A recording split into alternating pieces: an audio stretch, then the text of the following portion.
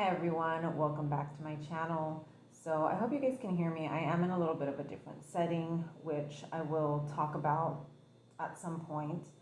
Um, but I kind of wanted to make this video. I have seen two stories recently in the, like, not big news, but when I'm online and I see different news stories related to like health.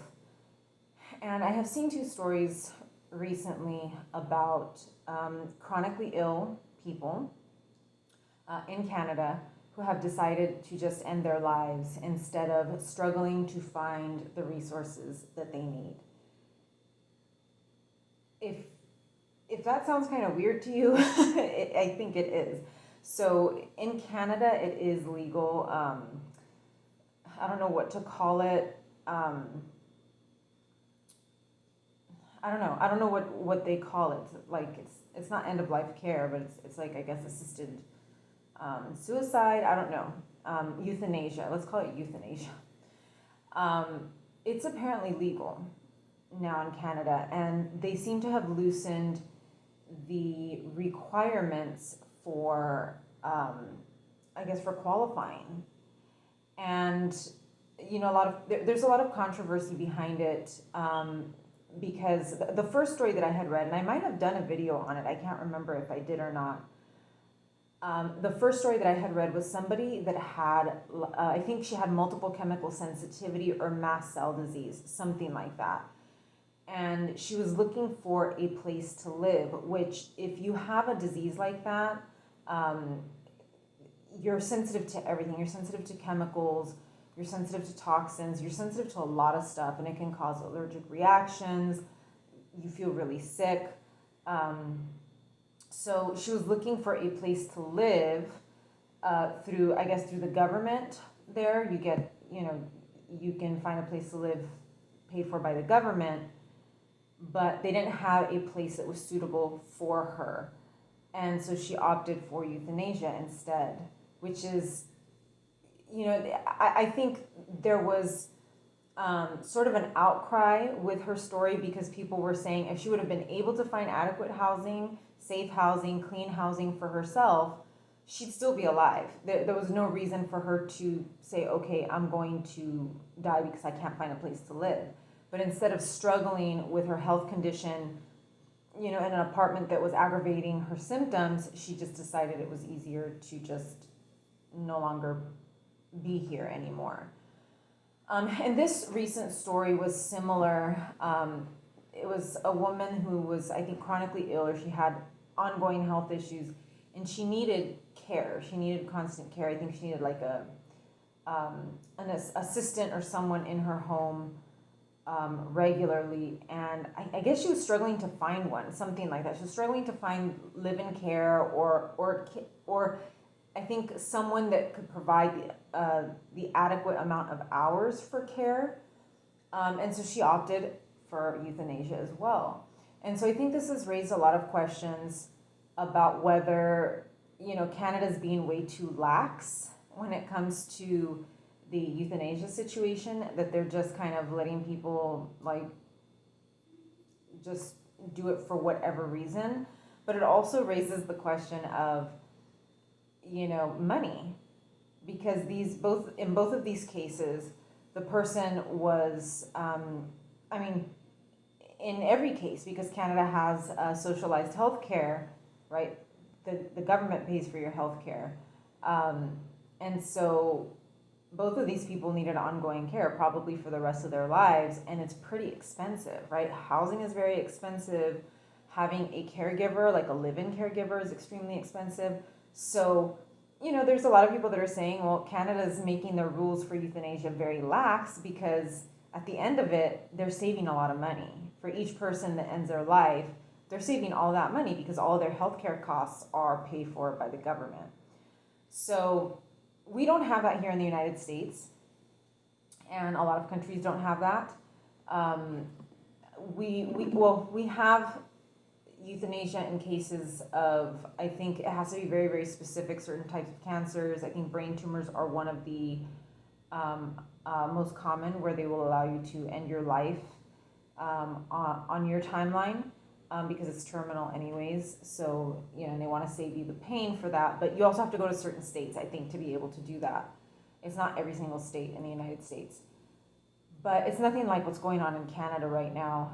And again, this is the second story I've seen, I think within the year, that someone has ended their life not because they were terminal or because they were, going to end up passing anyways, but because they weren't able to, they didn't have access to the resources that they needed to live a comfortable life. And when I say comfortable, I mean comfortable. I don't mean like a healthy life or a life free of illness. These people were going to be ill and they were going to need assistance for the rest of their lives. And so, it really does raise that question. And I think I tweeted that article, the second one of the lady that needed live-in care.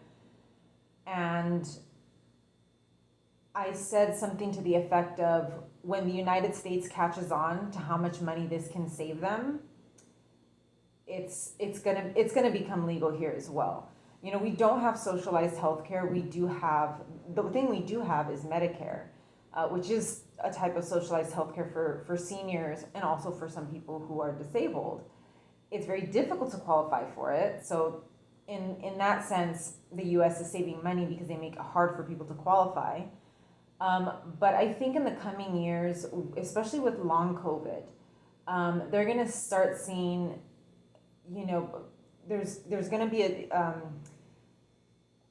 going to be difficult to find workers for certain jobs. And then the healthcare system is going to get overwhelmed if some of these people still have healthcare. A lot of them probably won't have healthcare because they've lost their jobs. But they might qualify for something like maybe Medi-Cal, or if a doctor's is smart, they'll somehow be able to qualify for Medicare. But I think because the numbers are going to be so high with people with long COVID, I think we'll eventually get to a point in the coming decade where our country is going to start thinking, maybe there's something to this euthanasia, not because they have any sympathy for patients, but simply because it's going to save money. Because they're going to start seeing the drain, not just the drain on government, like Medicare and Medi-Cal and those types of government-funded programs. Medi-Cal is state-funded. But I think, too, because it's going to put such a strain on doctors. A lot of doctors and a lot of nurses and a lot of people in healthcare left because of the pandemic. They didn't want to work in that industry anymore. A lot of them are probably suffering with long COVID as well. So they went from being caregivers to patients. And, so you're transferring the load to more patients, less caregivers, higher strain on the medical system. They're going to have a lot of people coming in and out saying, I don't feel well, I can't work. And from what I'm seeing right now, I'm still seeing some reports that doctors are saying long COVID eventually goes away by itself. So they're starting with that nonsense. So we're seeing those reports. And I feel like that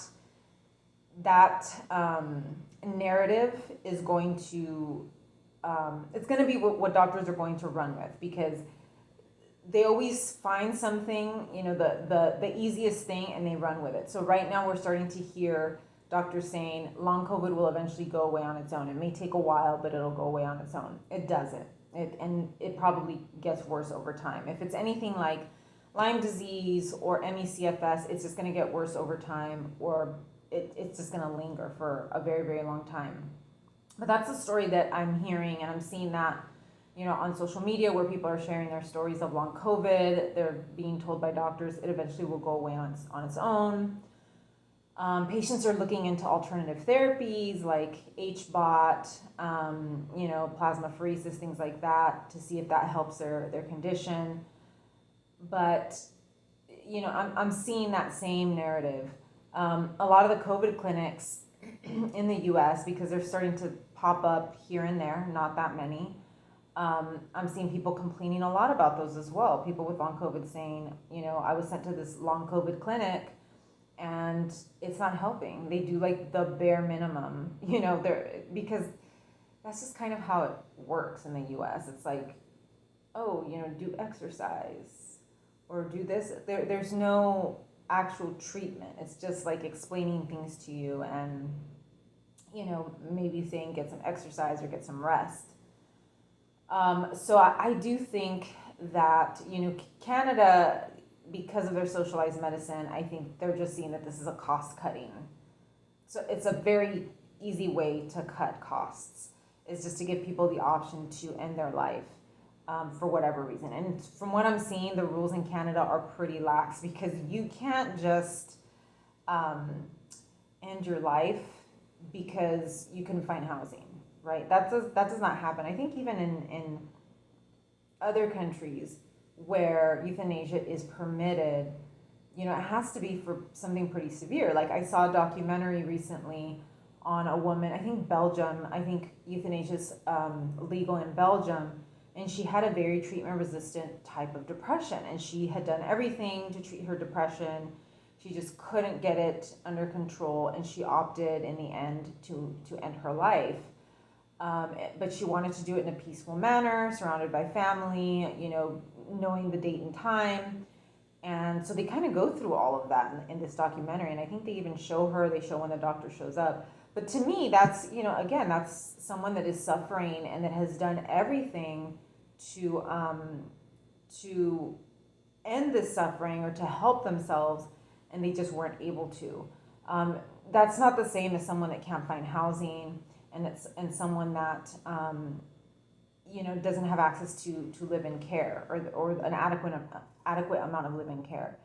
And now for those of you that are new to my channel, or maybe I've never spoken about this, I kind of try not to talk about these topics. I know that they're kind of, I don't know if they're not permitted on YouTube. My channel's not monetized, so I guess it doesn't matter, but there are a lot of people that are bothered by these types of topics.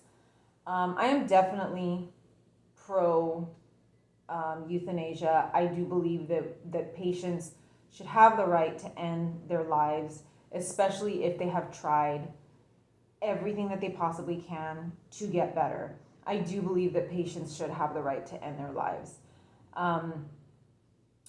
In these cases that I'm seeing coming out of Canada, I really don't know how I feel about that. On the one hand, these people are suffering not because of their illnesses, but because they don't have access to certain things, to housing that is clean, that won't provoke the condition, and to live in care. Those are two things that I feel could be very easily solved.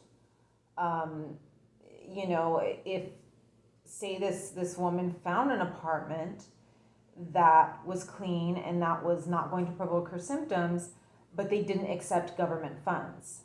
Well, the government stepping in and saying you have to, because she can't, she has to live in a place that's clean, that's not going to provoke this condition she has. That would probably be more appropriate, is for the government to step in and say, hey, we really need you to cooperate so that this person can live their lives. Obviously, government intervention is looked down upon a lot everywhere, not just here in the United States. In the case of the other woman, again, providing adequate live-in care. I think maybe the government was probably not giving her enough money, right? For example, I have IHSS, which is somewhat of a live-in, not a live-in, but like an assistant coming in to help, me with my daily living stuff, cooking, cleaning, that kind of thing. But they only give you a certain amount of hours. So I think I get like 30 hours, 30 hours a week or something like that. And my mom is my caregiver, so she's the one that gets paid for it. So you get a certain amount of hours. Obviously, if somebody needs round-the-clock care, that's a lot of hours, and that's a lot of money that the government is paying for your care. So it's possible that the government was just like, we can only cover a certain amount of hours, even though she needed more care. So again, the government could say, she needs round-the-clock care. We're going to qualify her for more hours, but it's cheaper to just let her go. Um, so in those cases, I really do feel like that's um, really awful because the situation could be helped. But the reason why it's not helped is because of money, because of the government not wanting to pay the money. It's not because the patient is suffering. It's not. It's suffering that can be helped. It's suffering that can be remedied by allowing them to have this one thing that they need. So yeah, it did kind of change my views on euthanasia a little bit, and just Canada is really getting lax. I mean, it's wild. You guys have to look it up and just Google it, Canada and euthanasia. They're really, really loosening the restrictions, and we know that it's monetary. We know that it's a monetary situation because most of the people that would go for that type of program, for euthanasia program, are probably disabled. They're probably sick, disabled people. So, in that sense, I do think that I can't say that the system is being abused because these people are obviously making the choice for themselves. They're choosing to end their lives, but because they don't want the hassle of having to manage, these types of things, of having to fight with the government, of having to say, and they probably can. They probably can go through like an appeals process. They probably can go through all of this stuff, but it's a ton of paperwork. It's hard enough, at least here in the US, to get Social Security benefits if you're disabled. It's very, very difficult. So I can only imagine what it's like in Canada. And there's people from Canada, a lot of people really think that Canada has it figured out when it comes to healthcare, Canada and the UK. But there are drawbacks to that type of sort of socialized medicine, right? Long wait times for appointments, delays in preventative stuff, testing, things like that.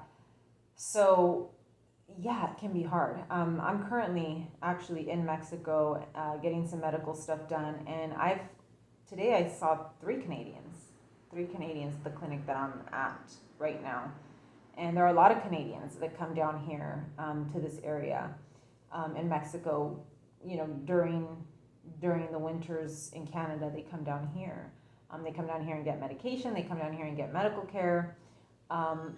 So to say that they have it figured out when it comes down to healthcare, well, I mean, there's pros and cons, right? Everybody has health care, but if you have serious chronic medical issues, they see you as a drain on the government, right? On government money.